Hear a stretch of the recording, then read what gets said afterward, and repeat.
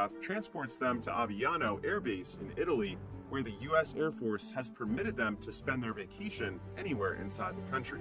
Since that is the case, Ray feels happy to be able to reunite with his wife, Gina Garrison, who is waiting for his arrival on their base.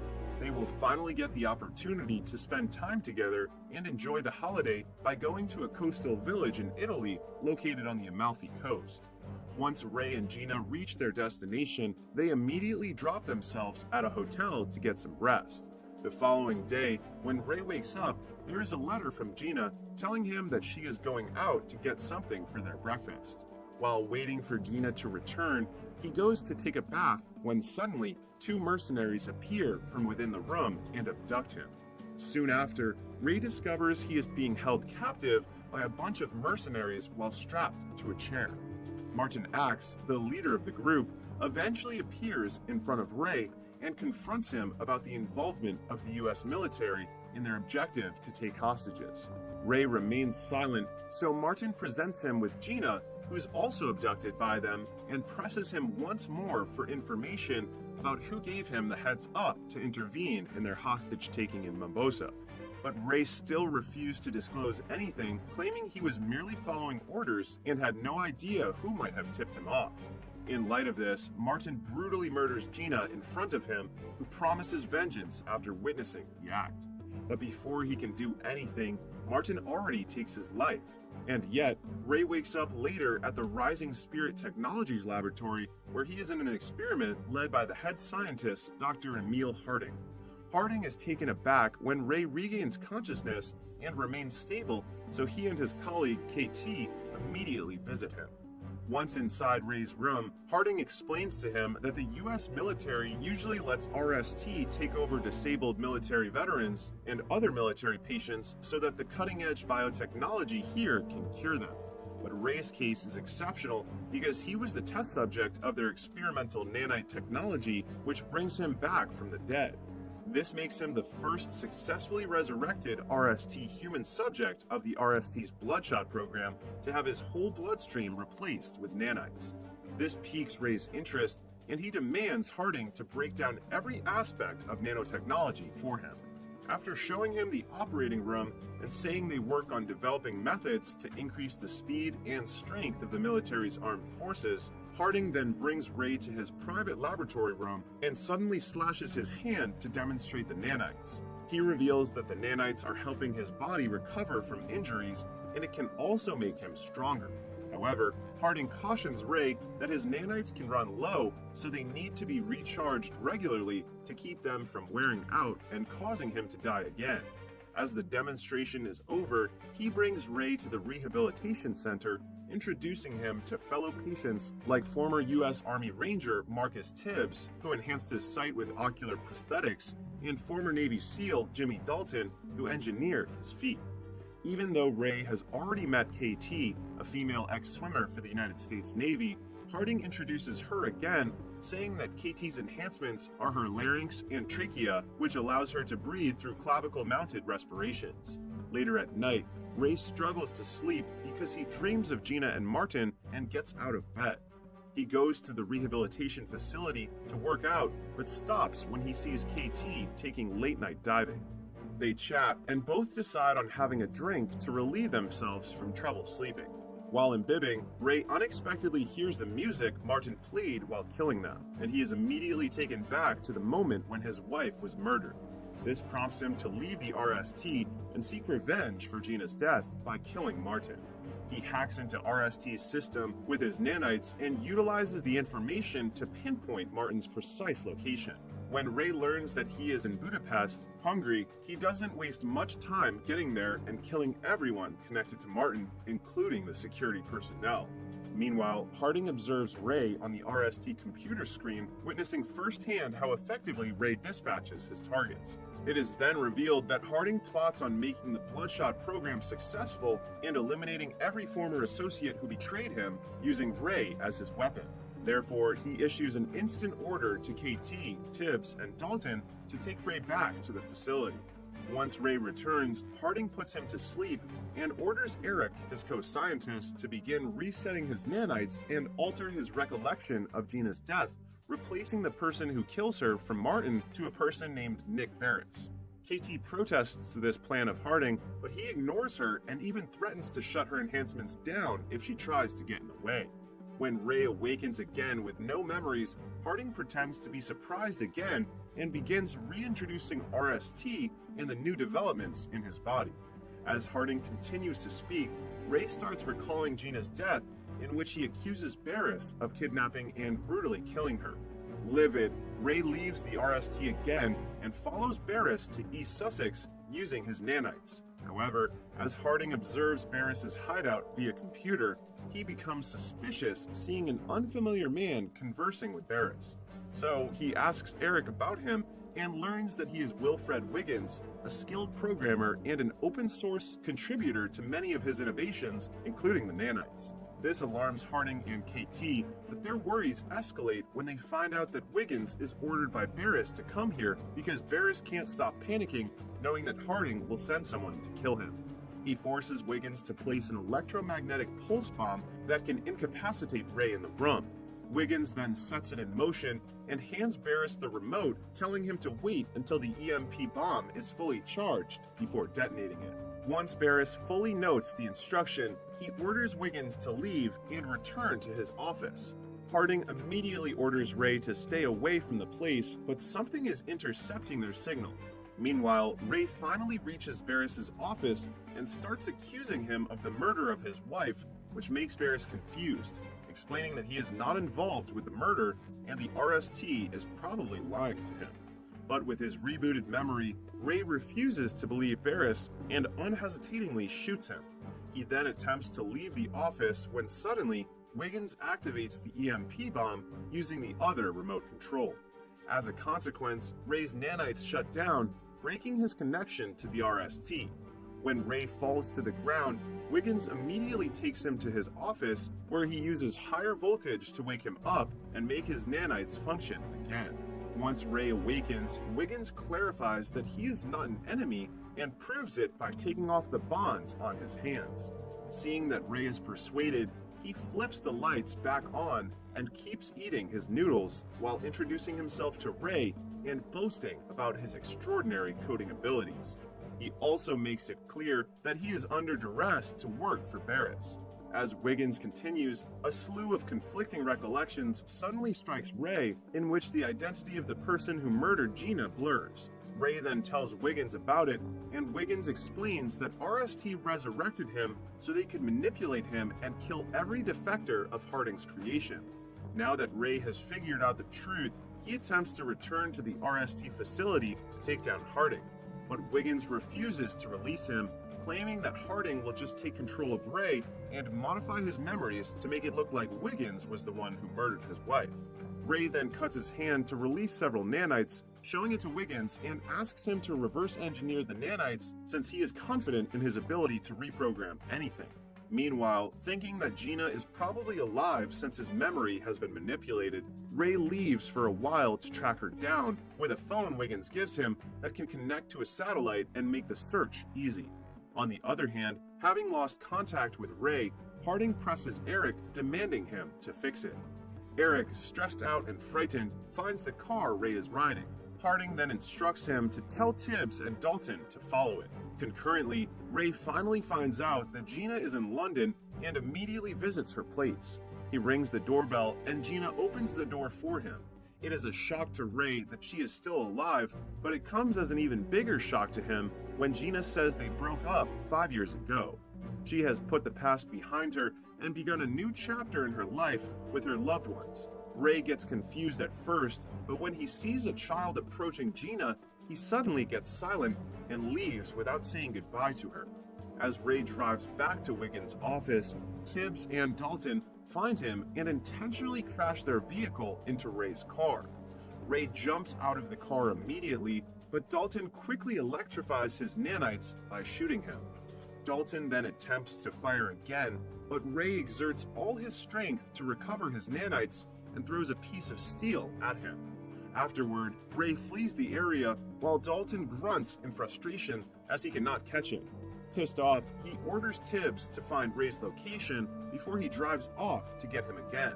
Tibbs then activates every tracker in the sky, and once he tracks him down, he signals Dalton and keeps providing pins detailing Ray's whereabouts. Dalton catches Ray on the road, but both of them are driven over by a truck, and Dalton's robotic legs break. Conversely, Ray's cybernetic upgrades keep him from ever getting hurt. Ray then rushes over to attack the vulnerable Dalton, but Tibbs thumps a jackknife across his back, rendering him unconscious. Afterward, they take Ray back to the RST laboratory to reset his nanites and modify his memories. After re-establishing contact with Ray and seizing control over him once more, Harding orders KT to capture and kill him to prevent the exposure of the Project Bloodshot, but KT refuses to follow his order. However, Harding deactivates her enhancements and reminds KT that he has the means to eliminate her at any time if she ever again refuses to cooperate. He then activates her enhancement again, and KT has no choice but to do his command in capturing Wiggins. Soon after landing in London, KT gets a call from Eric informing her that Wiggins is in the Monteverde in Soho and has brought guards with him. KT then takes mental note of Eric's detailed description of Wiggins and patiently awaits his arrival at the front door. When she finally spots him emerging from the building, she launches her strategic attack by borrowing a lighter from him and blowing smoke right at his face until he passes out. KT then knocks off Wiggins' guards to ensure that no one would stop her from capturing Wiggins. But instead of murdering Wiggins, she plots a scheme with him against RST. KT has favored him for his potential assistance in her plan to escape RST's control and destroy the company's Bloodshot project. A while later, she returns to the RST facility alone and tells Harding that Wiggins managed to escape since he was anticipating her arrival. She then places the responsibility on Eric, saying he was careless in his search for Wiggins, leading to Harding's disappointment. Having exhausted all other options, Harding implements his backup plan, which entails giving Eric strict instructions to implant in Ray's memories that Wiggins must be killed. This prompts KT to storm out of the laboratory and immediately proceed to the control room, where she disrupts Ray's reprogramming process. She alters the sim and connects it to Wiggins' computer to let him do the rest. On the other hand, Harding quickly realizes that KT has tampered with the simulator and rushes to the command center to stop her. But it's too late. Wiggins has already gained access to the RST administration and takes complete control of the awakened Ray. In preparation for Harding's arrival in the control room, KT suits up in body armor laden with smoke grenades. Once inside, Harding makes another attempt to use his remote to shut down KT's rebreather, only to find that he has been locked out. KT throws the smoke grenade at him and runs out of the command center. Afterward, she initiates phase 2 of their operation and destroys the RST technologies using canisters. Meanwhile, Harding informs Dalton and Tibbs that KT has gone rogue and Ray is awake and offline, and commands them to find Ray, shut him down, and eliminate him if necessary. In the light of this, Dalton and Tibbs instantly put on their combat gears and grab their high-tech weaponry. Tibbs tracks down Ray with the help of the cybernetic eyes monitoring system, while Dalton is on the mission of bringing him to heel. As they begin their task, Tibbs spots Ray on his way to the 74th floor level and notifies Dalton. Dalton, anticipating Ray's arrival on the floor, activates his advanced technology weapon and waits for an opportunity to attack. As expected, a battle breaks out between the two. However, it soon becomes clear that Ray is too powerful to be stopped alone, causing them difficulty recapturing him. Their battle gets more intense when the building begins to collapse and Dalton lets Tibbs fall even though he hears him yelling for aid. Dalton has no remorse and is solely focused on destroying Ray, but also gets killed when Ray falls, dragging him off the building. Ray, on the other hand, survives due to the nanites that protect him from damage. Afterward, he prevents Harding from driving away by throwing Dalton's artificial leg extension in his direction. This causes Harding to get out of the car and pull out his modified weapon to fire at him, trying to wear off the nanites in Ray's system. But Ray does not worry about him getting killed and proceeds to walk toward Harding. That forces Harding to reload his gun with a new grenade launcher and fire at him again. He expects that Ray will finally stop since his nanites levels are depleting. However, Ray is eager to eliminate Harding despite knowing he can almost put himself at risk of death once the nanites in his body overclock and get destroyed. He pulls the pin on a grenade that the nanites disassembled and detonates it just as Harding manages to choke him, ensuring their mutual demise. After a while, Ray wakes up and sees Wiggins sitting beside him, who manages to bring him back to life. Wiggins also enhanced Ray's physical endurance, making his nanites completely independent. The movie ends with Ray getting a fresh start in life with his new family, Wiggins and KT.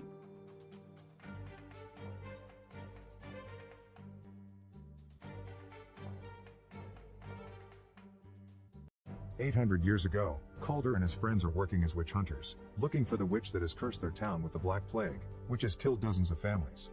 When they make it to the center of the forest, they discover the Witch Queen is behind this, and she kills the first soldier by summoning a swarm from his mouth.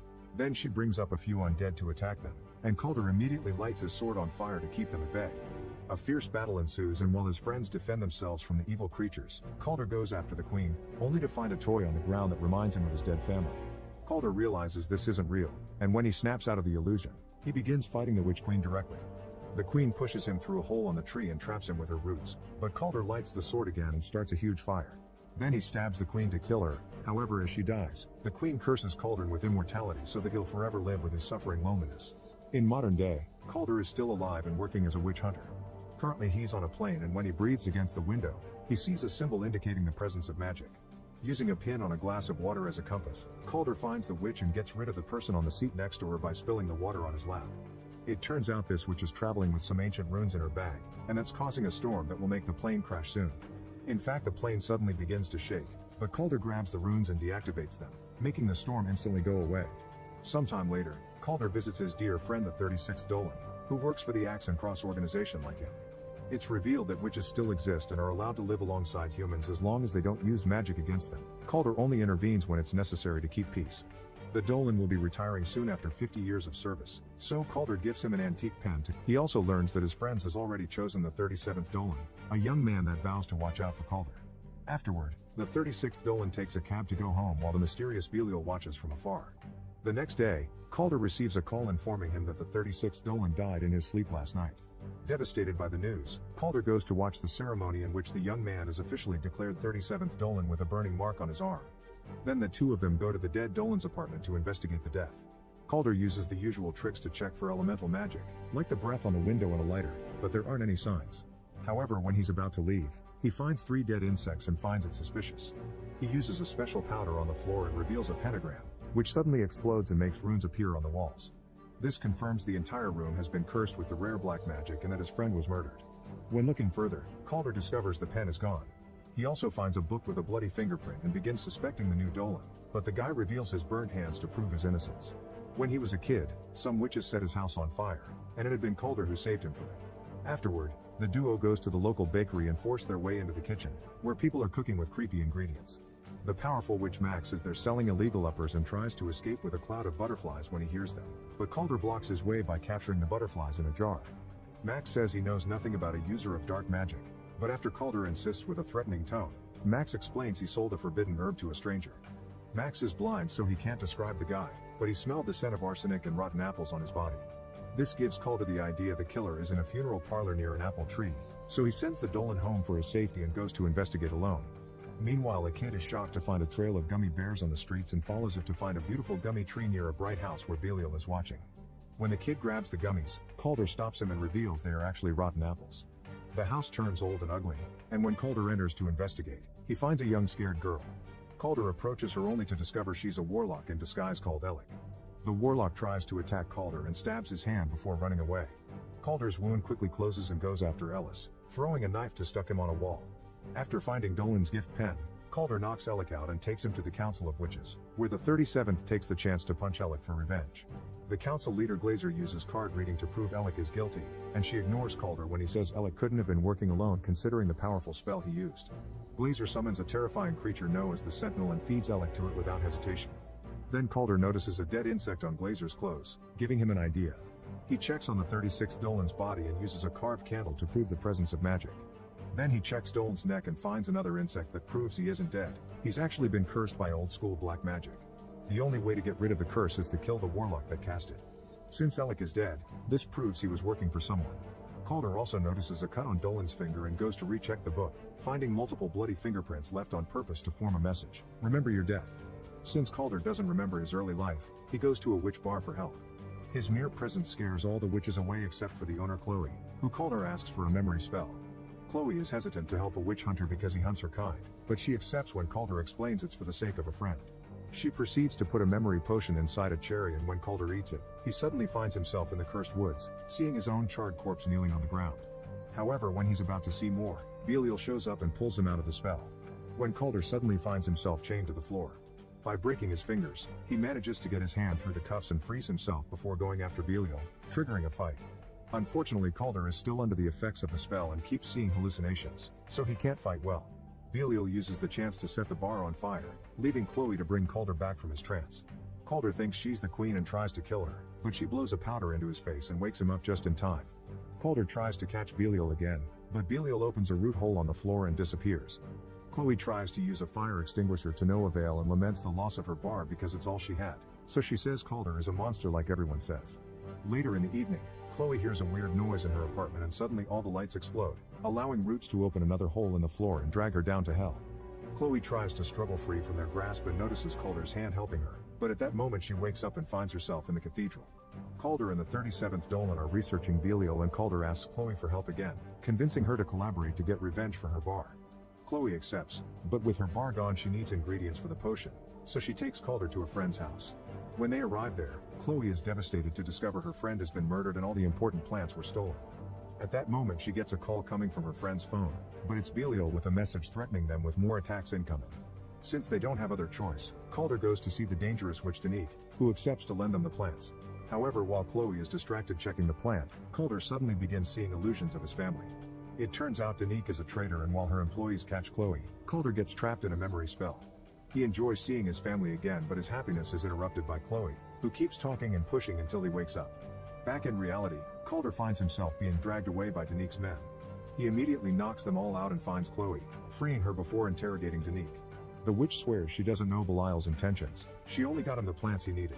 Calder decides to leave without punishing her, but Chloe takes revenge by stealing Danique's magical gem and destroying it, which reveals Danique's real hideous face. Afterward, Calder has a chat with Chloe and confirms she's a dreamwalker, meaning she shouldn't need potions to get into someone's mind. Chloe confesses she's afraid of her ability because when she used it on her brother he died, so Calder takes her to a sacred place that shows the history of witches. After teaching her of her legacy, he reminds her he can't die and guides her through the process of seeing his mind. The duo revisits the night of the curse and finds Calder's charred body, which roared when his friends came closer. When the first Dolan tried to destroy the queen's heart, Calder began screaming in pain, meaning they couldn't kill the queen without killing Calder too. The heart was kept hidden, and Chloe realizes Belial killed 36 Dolan because he knew where the heart is and will use it to bring the queen back. Meanwhile, Belial kidnaps Max to take him to the old woods, where he puts it against a tree to sacrifice him to the witch queen as he summons it with the heart. Back to Calder, he goes to the cathedral and yells at the 37th Dolan because nobody in the organization ever told him they hid the heart. The young man responds the 36th Dolan had been considering destroying the heart to grant Calder his freedom. He also provides Calder's with the location of Belial's truck, which can be tracked. Moments later, Calder arrives at the woods and discovers Max has been possessed by the witch queen. Chloe suddenly appears behind him, but when Calder gets distracted, Belial drops the illusion and attacks Calder with fire magic followed by a few shots. However, Calder is fast and quickly throws a knife to kill him. The queen uses this distraction to stab Calder with a root and retrieve the immortality, explaining she hadn't gifted it to him. He has just been keeping it safe until she could regain her body. Max loses his shape and transforms into the queen, who attacks Calder with a magic swarm, but when Calder responds with a shot, she disappears into the tree. Calder rushes back to the city and discovers the 36th Dolan has reawakened. However, Calder isn't happy. He knows the queen will cast a black plague curse and he can't do anything to stop her. The Dolan reminds Calder he already killed the queen once and encourages him to try again. Determined to prove himself to his friend, Calder retrieves a legendary sword plus a bunch of runes to arm himself. Then he leaves with Chloe and the 37th Dolan to visit the council room, where the plague tree is kept away from evil hands. Glazer is found dead, confirming the queen is here to unleash the plague. They follow a secret corridor into the cave where the council kept the arrested witches, and Calder breaks a wall to release Alec's body, which is chanting away the plague spell. While Chloe enters Alec's mind, the Sentinel shows up. It is met with fire from Calder and Dolan, but bullets do nothing.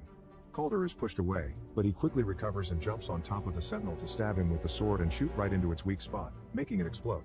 Meanwhile, Chloe appears in Alec's mind and tries to stab him, but Alec jumps on her and pushes her down to kill her. After some struggling, Chloe manages to push back and throws Alec into the root hole, which instantly stops the chanting of the plague spell. While Chloe returns to reality, Calder goes after the Queen, who creates the illusion of a post-apocalyptic world to fight Calder there. Because Calder is mortal now, every hit leaves a scar on him. After exchanging a few hits, Calder manages to stab the Queen, but this only gets rid of the illusion. Back in reality, Calder uses a rune to light his sword on fire and knocks down the Queen again, but when he is about to land the final blow, he's interrupted by the 37th Dolan, who shows up holding Chloe at gunpoint. It turns out he's a witch too, but he isn't capable of using magic, and the witches Calder killed when he was a kid were his parents. The Dolan shoots Calder and hands Chloe to the Witch Queen, who immediately uses her to start the chanting again and finally releases the plague all over the city. Dolan hopes he'll be granted magic as a reward, but the Queen sees magicless people as useless and kills him with her swarm. Meanwhile, an unconscious Calder begins dreaming about his family, who support him and motivate him to try again. Calder wakes up and uses the weather rune from the plane on the sword to activate a lightning effect. He proceeds to throw it at the Queen, effectively killing her and gaining back immortality. As his wounds heal, the plague disappears from the city. The Queen's body crumbles in ashes, but the heart is still beating. Calder wants to stab it, not caring about his own future, but Chloe stops him by explaining the world still needs him to keep fighting witches. She also promises she'll keep the heart safe and won't let him be alone again. Sometime later, Calder tells the 36th Dolan that he won't work for the organization anymore, then leaves with Chloe to find their next adventure.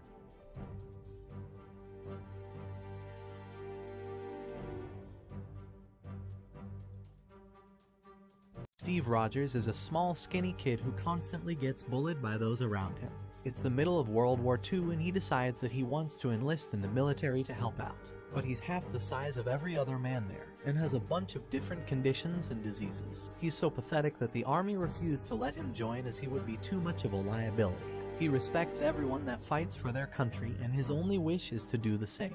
Steve hates bullies and stands up to them whenever he has the chance. However, it usually ends with him getting beaten up and thrown around like a rag doll.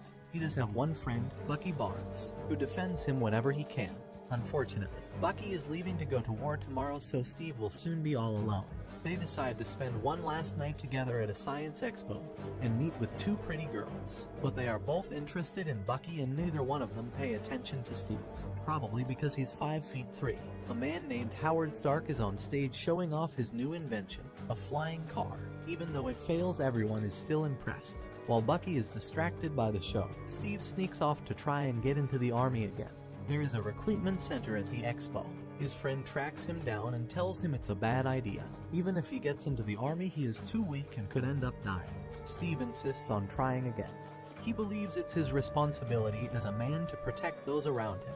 A strange doctor overhears their conversation, and when Steve tries to enlist, the doctor enters and starts asking him questions. He finds out Steve has applied to join the army over 5 times and wants to know why he wants to kill Germans so badly. Steve explains that he doesn't want to kill anyone and just hates bullies. The doctor decides to give the skinny kid a chance and approves his enlistment form. Meanwhile, a German man named Johann Schmidt is trying to build weapons of mass destruction. He has recently discovered a blue glowy cube known as the Tesseract, and wants to use it to help Germany win the war. With the help of his assistant, he manages to harness unlimited energy from the Tesseract, and realizes that he can use this power to take over the world. Elsewhere, Steve is going through basic training.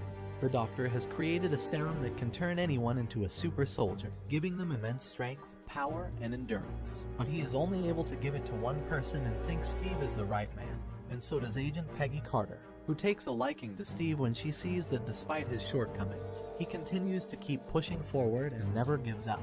However, the Colonel doesn't like him and thinks it's a waste of time trying to train such a puny man. To use the serum on Steve would be like throwing money down the drain. Steve starts to wonder why the doctor wants him to be a super soldier when everyone else is clearly so much better than him. The doctor explains that it is because Steve is a good man, who only wants to help others even though the world is horrible to him. His muscles may be tiny, but his heart is big. The day of the procedure arrives and Peggy takes Steve to a secret facility, hidden underneath an antique store. It is filled with doctors and nurses who are ready to inject him with their juices. He takes off his shirt and enters a weird-looking machine. The Colonel watches from above with some of his colleagues. Howard Stark is also there working with the doctor. The machine closes and the procedure begins. He gets injected with the serum, but he starts screaming out in pain. Peggy yells out to stop or he will die. Before Howard can turn the machine off, Steve tells him not to, and says that he can do this. The procedure continues, and when it is finished, the machine doors open, revealing a fine specimen of a man with juicy muscles. He is no longer a weakling, and everyone is shocked. Suddenly, a man in a suit steals a vial of the serum and shoots the doctor before running away. With his last dying breath, the doctor reminds Steve to always be a good man. Steve chases after the thief as fast as he can, surprised that he is now able to run super fast without getting tired and can jump over fences with ease. He starts jumping from car to car until he lands on the vehicle the thief is driving. While trying to shake Steve off, the driver crashes the car and is forced to continue on foot. He takes a hostage and shoots at him, trying his best to get away. When he runs out of bullets, he disposes of the hostage and gets into a high-tech submarine. But Steve is so powerful now that he is able to catch the submarine and the thief with ease. Realizing he doesn't stand a chance, the thief ends his own subscription to life. Before dying, he says 2 words, "Hail Hydra." Hydra is a German organization that wants to win the war and take over the world. Schmidt is their leader, and he has been busy creating a super weapon capable of decimating every country on Earth, even Germany. Schmidt wants to create a new world where Hydra is in control. When some German soldiers find out what he is doing, they don't like it, but he deletes them before they have a chance to warn anyone. His assistant, Zola, starts to worry that Schmidt has gone crazy. When Steve finds out about Hydra, he wants to go after them. The colonel doesn't want him and says the procedure was a waste. Steve is just one man and there's nothing he can do for them. Feeling defeated, Steve starts to work as a performer, dressing in red, white, and blue and calling himself Captain America. He entertains people all over the country, providing them morale during the war. He becomes famous and even gets his own comic book. However, Steve isn't happy with his new life and feels like he could be doing more to help. One day, Peggy comes to one of his shows to see him. She mentions that the colonel sent a regiment to go and deal with Hydra, but out of 200 men, only 15 returned. The rest were killed or captured. Steve realizes that his best friend Bucky was one of the soldiers that were captured, and he wants to get him back. But the colonel isn't interested. He says it would be too dangerous and he doesn't have enough men. Steve decides he is going to go and get Bucky back all by himself. Peggy and Howard help by flying him to the Hydra base. When they arrive, Steve jumps out of the plane and parachutes to the surface. He gets into the base by sneaking into a truck and slowly makes his way to the prisoners without getting spotted. But Bucky isn't there with them. The prisoners all rush out of their cell and start to attack the Hydra guards, even stealing their own weapons to use against them. It doesn't take long for them to get control of the base. When Schmidt sees this, he pushes a self-destruct button that will destroy the base in 6 minutes, giving himself and Zola enough time to escape. After searching the base, Steve manages to find Bucky, who is happy to see him. He is surprised to see that Steve is now 6 feet tall and built like a white Ronnie Coleman. When the timer reaches 0, the base starts to explode. Steve bumps into Schmidt and punches him in the face. The two fight and Schmidt is able to knock the super soldier to the floor. It is revealed that many years ago, Schmidt took the super serum himself. However, it wasn't fully completed yet and had terrible side effects, making Schmidt all red and deformed.